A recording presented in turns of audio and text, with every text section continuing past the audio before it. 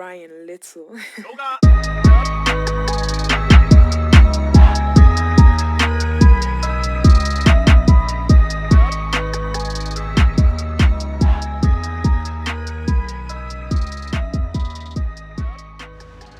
សួស្តីអ្នកទាំងអស់គ្នាពេលនេះយើងមកនិយាយអំពីទូរស័ព្ទ iPhone ដែលមានបញ្ហាជាប់ iCloud អញ្ចឹងអ្នកណាដែលមានបញ្ហាជាប់ iCloud ដែលមានន័យថា iCloud នៅប្រើបានគឺនៅមានពណ៌ប៉ុន្តែអ្នកទាំងអស់គ្នាបានភ្លេច password ដូចជា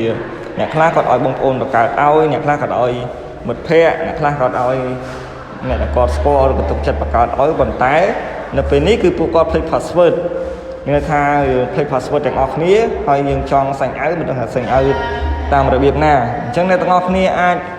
យកមកហាងប៊ុនធឿនបានអញ្ចឹងយើងមានជាងជំនាញដើម្បីដោះស្រាយជូនអ្នកទាំងអស់គ្នា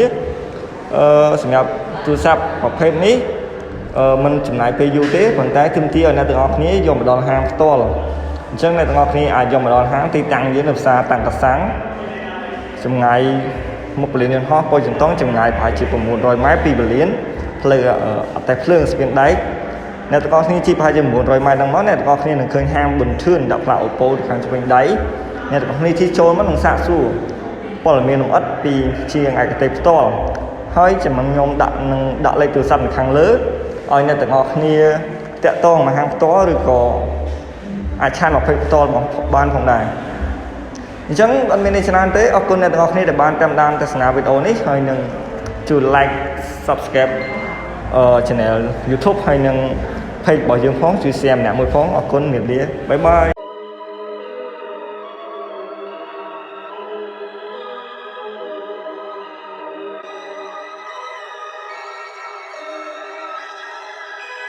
Brian Little